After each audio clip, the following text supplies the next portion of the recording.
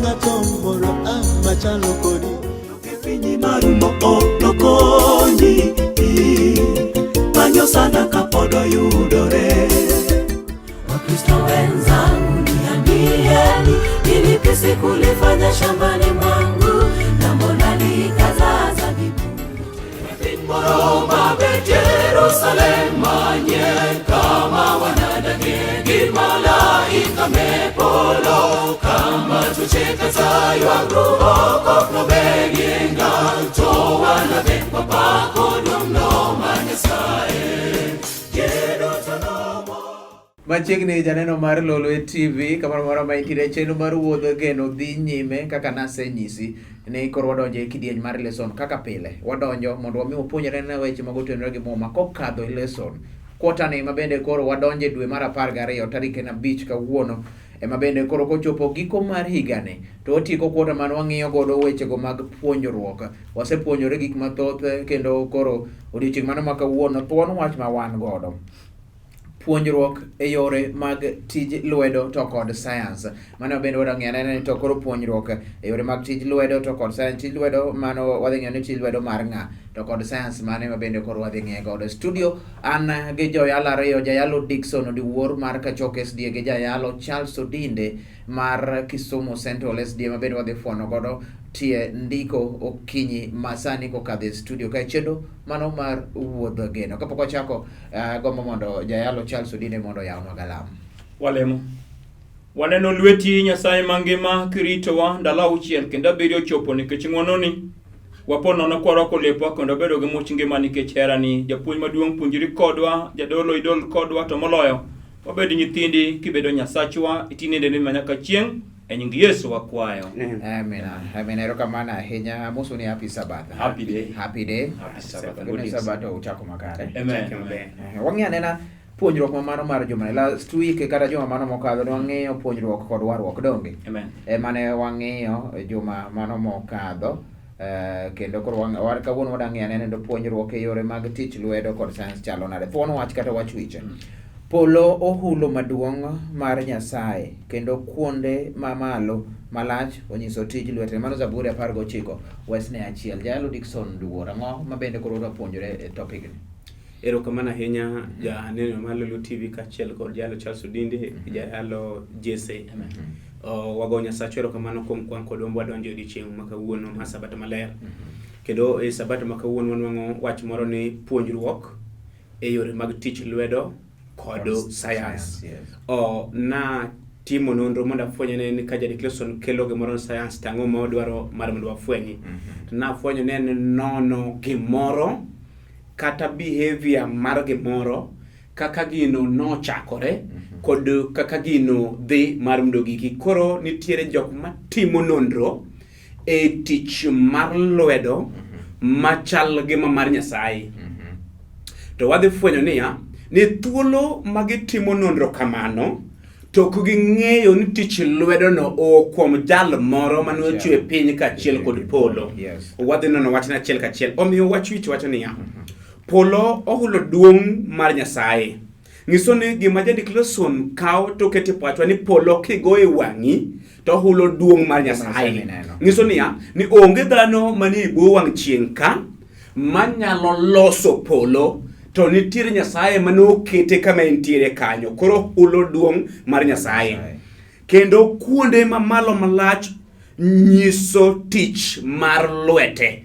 Nyiso tich mar lwete. Manyiso niya ni kigoyo wang'i koni tidhi neno tich mar lwete nam. Kendo kichaki goyo wang'i koni tidhi neno tich mar lwete kata mane wi got. Kichaki goyo wang'i kocha tidhi neno tich mar lwete kuom nyithindo kaachiel kod dhok kaachiel kod gik manie bwo wang' chieng' ka. Mano miyo ka Jadik Lesson okelo wach moro e Zaburi 19 Wesne 1 to okelo niya polo mondo hul duong' mar Nyasaye kendo kuonde mamalo malach miwuoro. Koro wadhi nono wach achiel kachiel. We akel wach mogik mondo awene jayalo Charles Odinde.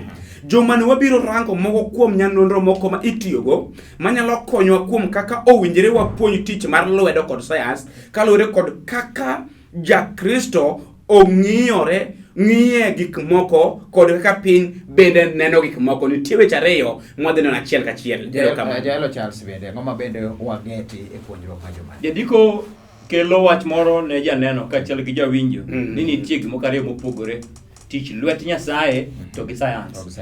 Kae to ma kisungu luongo ni arts and sciences. Gipogore tich ariyo.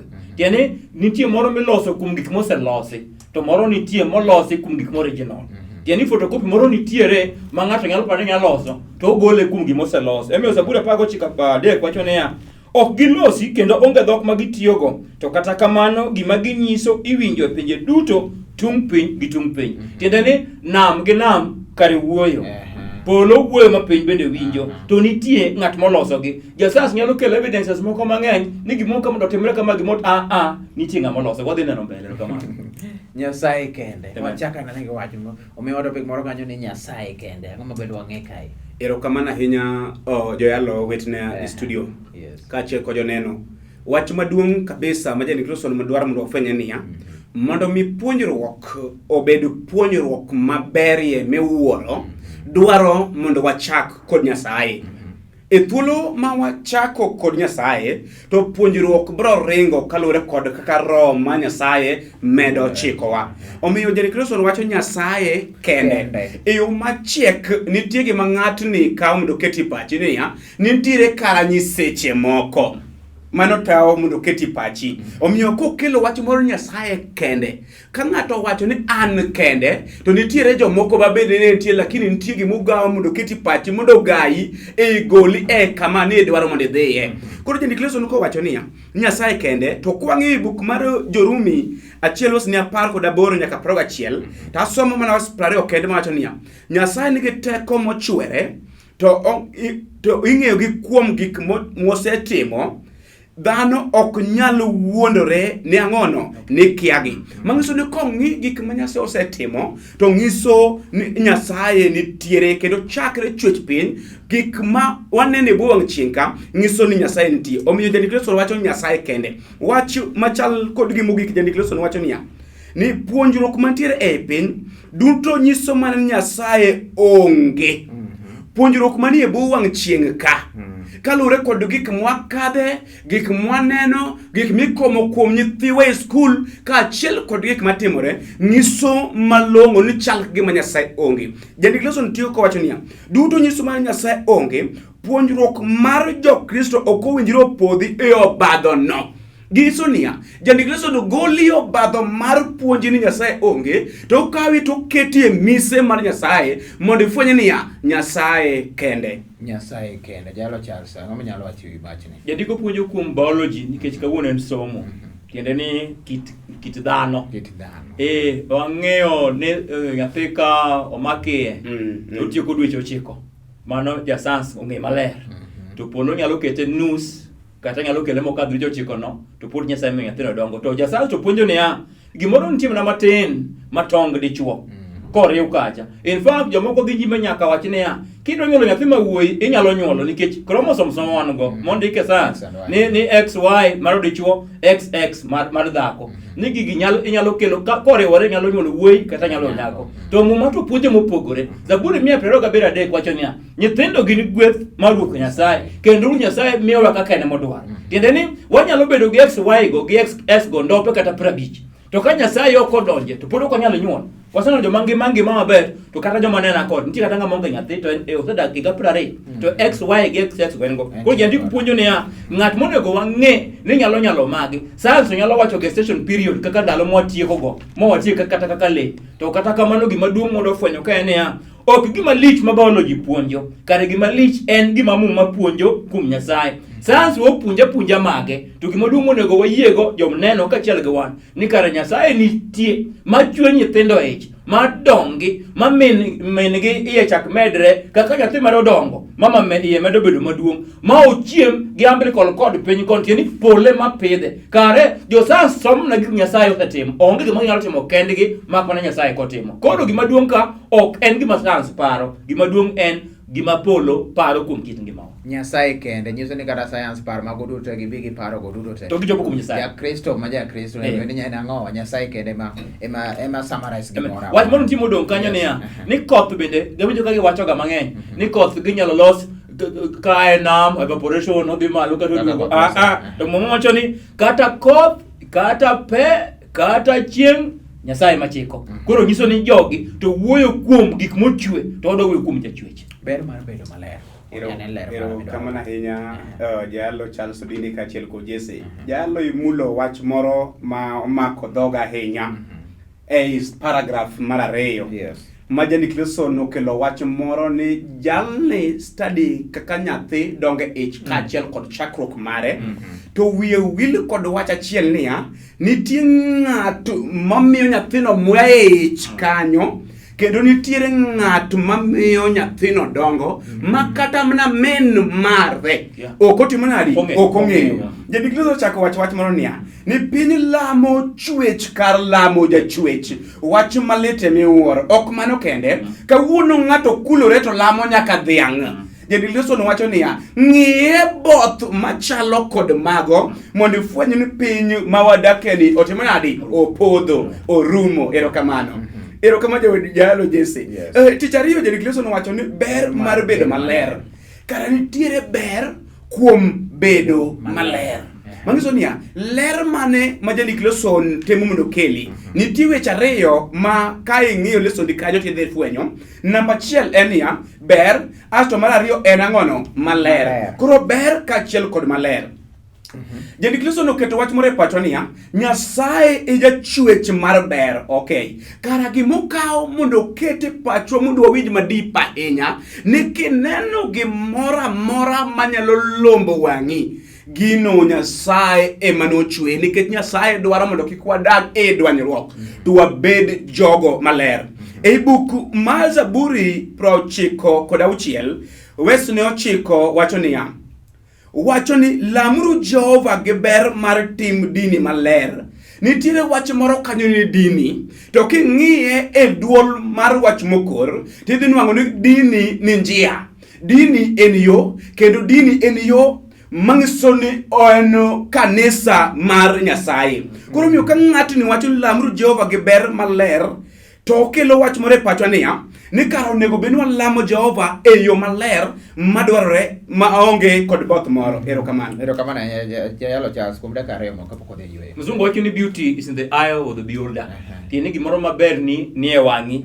Mama wacho e chakruok 3:6 ni dhako no kolemb yadhno ne ber ahinya mar neno gi wang'. Kae to nogombo mondo chako chame.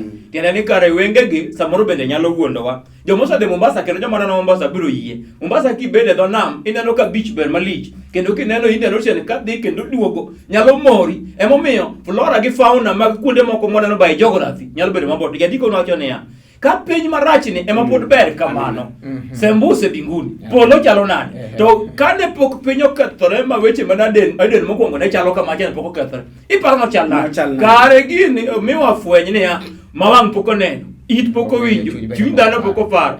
Nyasaye olosonwa. Watemo matek jawinjo kaachiel gi janeno gi an bende mondo wadhi anene weche maber ma wang' gombo mondo ne, ma chuny dhano gombo mondo winji. Kaeto bagi Nyasaye olosonwa e piny manyien nikech mogik wayudo ni maber mag wang'gi makagi kadho kendo rumo. To mok ne to siko manyaka chieng'. Kare gimonego wamany en musiko manyaka chieng' ma polo olosonwa. Erokamano ahinya janeno mar Lolo TV channel mar wuodh geno puonjruok maduong' ahinya gik ma wapuonjore e skul, gik ma bende nyadwaro ni bende wapuonjore e piny ka. Wadhi yweyo mathin mondo waduog wadhi nyime gi chenro ni mano kata kidieny mano mar Leson ma bende koro wafuono kokadho kuom muma. Bang' thuolo machuok kendo wachak waduogo mondo wadhi nyime. Machiegni kendo kawuono en puonjruok mabedo wang'iyo ni to tich mar lwedo kaachiel kod science kata puonjruok e yore mag tich lwedo to kod science chalo nade ne jogo ma bende samoro pok okete Lolo TV chenro ma bende mar wuodh geno kidieny mar Leson ma wan gi jayalo kae, jayalo Charles Odinde gi jayalo Dickson Odiwuor. Dickson, kane pok wadhi e yweyo ne wang'iyo ber mar bedo maler. Wang'iyo anena ni koro jolony e timo both, jolony gi bende timo both, jolony mag science gi ma koro wang'iyo. Erokamano jalo Jesse, jalo Charles, Nyasaye ogwedhna. Watiyo ka jalo wacho weche moko malich kamano kendo nitie wach mo makage iye kanyo ahinya. Nyiso no jachien bende tiyo ling'. Afwenyo wach moro niya e thuolo ma Nyasaye pidho ngano to jachien biro to pidho golo. Mane omiyo ka Nyasaye biro mbo pidho ber kaachiel kod ler to kisomo buk mar chakruok 3:6 tinwang'o ka jachien biro to pidho golo mi thuolo ninwa ka Hawa kaachiel kod Adam donjo badho moro. As Jandik Lawson tiyo kowacho niya ni kara gik moko duto maneno ni ber tang' ahinya ka pok idonje ber margi dipo ka Satan otiyo kod berno mak mana monogami. Jandik Lawson wuoyo ni jalony e timo both. Mangiso niya ni kare buwang' chieng' ka ng'ato nyalo bedo molony kabisa to penjo maduong' mwanyalo penje niya ilony ang'ono. Ng'ato nyalo bedo malony kata mane kuo, ng'ano be ng'ato no lony.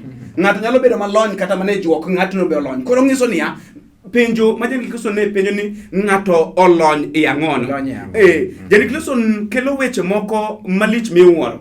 Ka iso buk mar Timotheo mokwongo 6 to idhi nwang'o e West ne 2 kowacho wach mania ni kaka Paulo siem kuom mbekni mag ng'eyo to chutho ok en ng'eyo. Mangiso niya ni ng'ato nyalo goyo mbaka to kata dok nogo mbaka mano to weche mawuok e dhoge ka ng'ato ng'iye kod piny to neno ng'ato ni olony. Okelo wach moro e pache niya ng'ato nyalo timo gimoro maberie miwuoro to ka ing'iyo gino kod tarumbeta mar polo tidhi nwang'o ni kara kata doko ni gino ne ber kamano to polo goyo gino X kara onego bed ni wabedo jok molony e yor polo. Erokamano. Jaelo Charles timo both.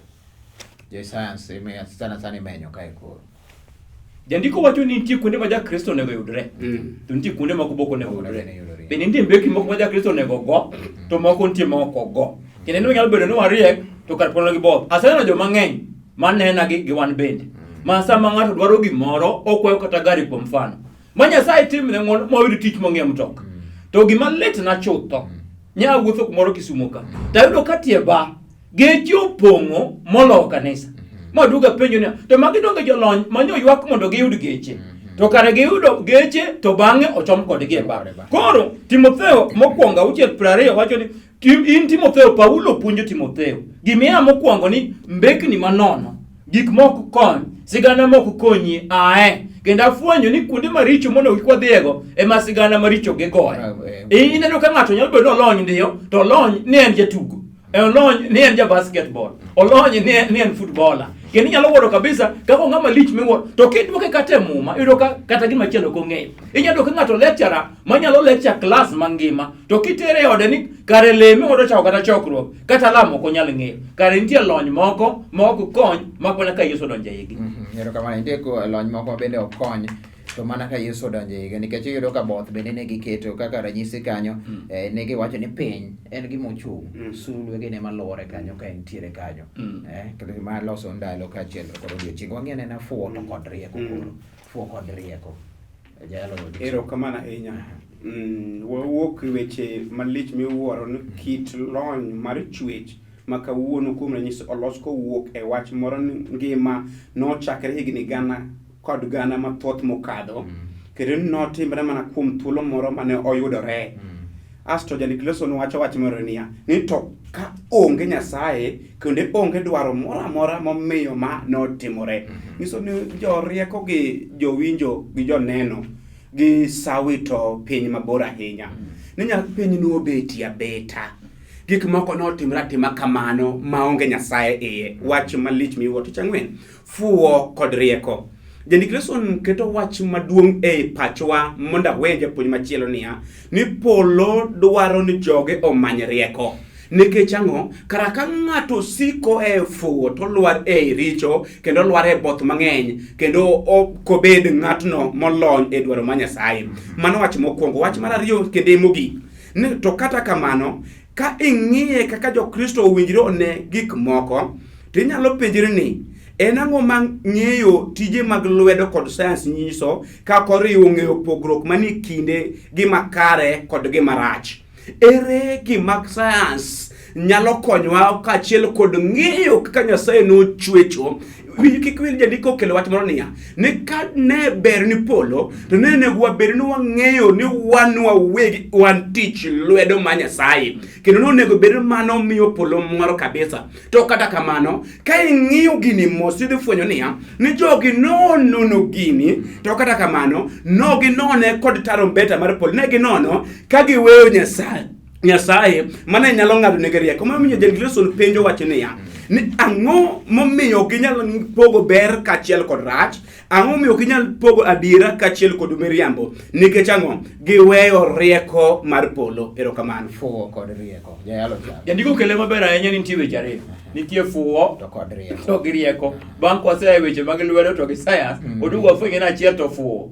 To achiel to nitie rieko. Kaeto jandiko wacho niya, mana kaka jo sayans nowacho chien kocha, rotation of the earth causes days and night. To revolution of the earth causes seasons. To Mumba to wacho niya, Nyasaye nochweyo piny gi polo, odiochieng' mokwongo norumo motieno chopo moluongo odiochieng' mokwongo. Tiende niya, gin ka giparo ni piny luoro to kelo gik moko, to polo ema loko gik moko, tiende Nyasaye nochweyogi. Namba 2, ngech achiel 7 wacho niya, luor Nyasaye e chakruok mar rieko. Tiende ni kwada bedo joma rieko mogik jawinjo gi janeno nyaka luor Nyasaye, nikech gigi nochakore from somewhere. Ineno rieko mathoth emomiyo giloso biological to gi chemical weapons.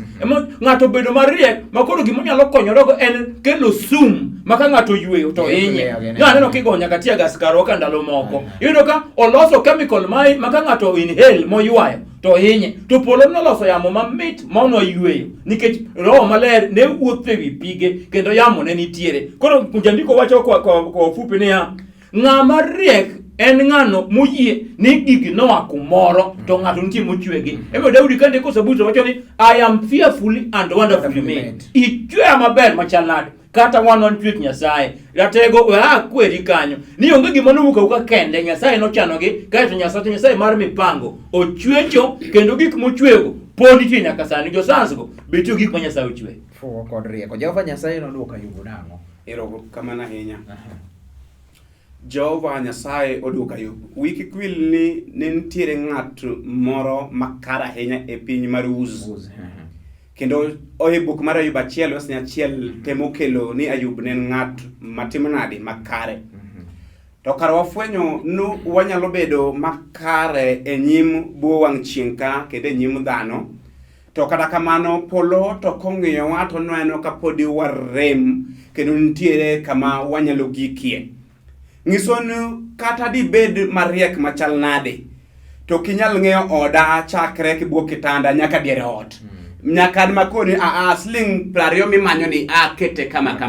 Koro miyo ka polo ochung' mar mondo oduok Ayub, to duoke e buk mar Ayub 38 kopenjo niya, bende nitie kanitimo ma kachiel kod ma magi gimopenje, bende nitie kanichweyo polo kachiel kod piny. Ng'iso niya, weche ma jandik lesson kao mondo kete pacho niya, ni duoko mane oduok Ayub emiduoko nyaka jo science makawuono mondo ging'ene ya ni muya magitiyogo kawuono momiyo gi ngima owuok kuom Jehova Nyasaye. Gik magitimogo tijegi owuok kuom Jehova Nyasaye. Piny magichung'ie ni owuok kuom Jehova Nyasaye. Kara warem ahinya onego wamany tong' wang' Nyasaye. Erokamano ahinya. Jayalo Charles mi wanena wacho Jehova Nyasaye noduoko Ayub. Ayub 38 te wuoyo kuom penj. Yes. Kendo Nyasaye kona Ayub ni chungi mondo kori chung ka dichuo mondo apenji.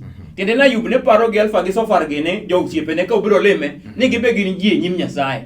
Koro Nyasaye duogo penje, ne in kanye kana chwecho. Ochako penj madongo. Apenje Ayub, bende ng'eyo ndalo ma mwanda nyuole? To bende ng'eyo ng'at machole? Nikech jasanso chiwo to wacho ni gestation period kata ndalo ma nyathi mwanda neye en ndalo makamagi. Kae to koromo to pok onyuol. Ok gima Nyasaye otimo e mwanda kacha, motimo e dhiang' kacha, in mipidho dhiang' ibiro yie koda. Kiny po mani dhiang' osonyuol. Kare dweche ne oseromo to inoketimo na. Inu king'e nyaka sibuor Nyasaye macholo, nyaka liech Nyasaye macholo. Koro owacho ni Ayubi se wacho fupi lilo. Koro chungi kaka dichuo mondo iduoka. Ng'ama noketo misingi mag nam, ng'ama nochweyo polo gi piny, ng'at makelo koth to en ng'a. Jasansi biro puonja weche moko madongo ma onge muma. To kata kamano nikech nyithindwa ni sikul bende wasomo gi mondo wakadh kumoro. Wasom gi somo jowinjo gi joneno mak mane wang'e niya e toke ka to nitie jachwech manochweyo gigi. Wach mogik machaka neno kendo en niya, ka wadwa bedo jomariek kare koro we mondo polo mopuonjo. Kare gini Timotheo, Paulo puonjo Timotheo ni muma mwasomoni en ondike mar kwero rieyo, tiego, puonjo mondo kata Nyasaye ochung' motegno. Tiende ni kwado bedo gi misingi motegno mondo wabed jok mong'e sans madiera. Sans madiera en ng'eyo wach Nyasaye, kae to koriewa to kwero to tiegowa to duto wanyalo chopo kare. Kapok ami thuolo kuom dakika achiel mondo wa summarize. Aneno kanyo ni kuom hawi marach mana kaka nowachi motelo tije mathoth mag science tiyo mana e gik mineno ma oko kaka mwandu kod weche moko ma ji osechwalo nyime kaka gike ma giparo ni ine kare. Tiknwa bende kuom dakika achiel. Ero kamana ahinya. Jadik Lawson tieko wechegi. Nitiere gik moko ariyo momiyo science nitiere. Mamiyo gik moko mang'eny ahinya bedo makare. Bende mamiyo chakruok mag gik moko duto bedo makare. Mokwongo, science matimo nonro matut kuom gik matimre e piny ma waneno ni nyaka rang mana piny ma waneno ni eka oyud duoko mage. Nyaka rang buo wang' chieng' ka eka oyud duoko mare. Penjo mipenje niya, ni piny ni no akanye morango ni mondo eka otime study. Nyiso niya, otimo study kokalo kuom gima noseketi mantiere kanyo. Mar ariyo, science neno ni chike marito gik matimre e piny en mana gima ochung' mok lokre. Weche ariyo gi duto ok ni kare ka warango ka gik moko nochakore. Wach mogik kabisa. Omiyo science ok ni kare kuom ka gik moko nochakore nikech otamre weche ariyo madongo e chwech.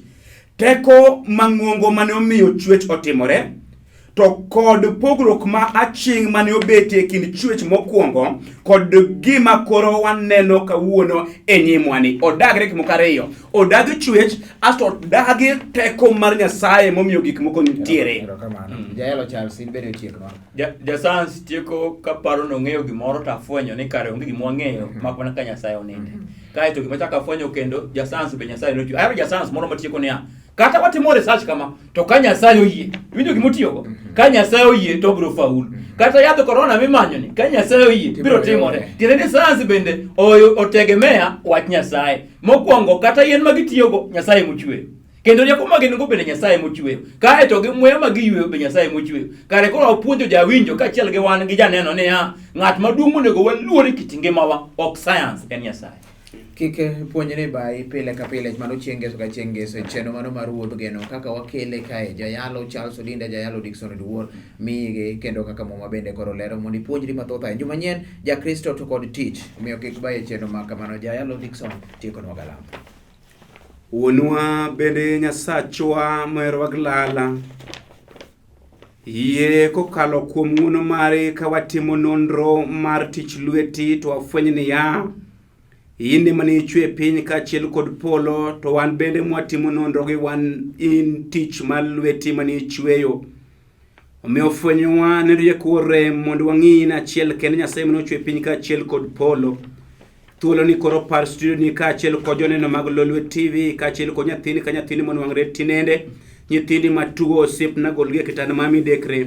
Nyithindi mangema osipna yie mondo ibed ja korgi. Teko mari dawir kuomwa ka nyingi duong' ndalo duto kech wapenji maler e nying Yesu Kristo Ruodhwa. Amen. Amen. Janeno mar Lolwe TV kigole kanyo nikech aduogo kendo mondo kora mi wendego mago mag pak ma ng'etho ahinya. Kata kamano gi thuolo pod awegi wer mano mar Messengers Ministers ma wero Amos kata giwero gi Kiswahili Amosi ka gi Saint Ministers mowacho ni wimbo mpya wer mano manyien. Aduogo kendo watudore kendo wadhi nyime e chenro mar wuodho geno.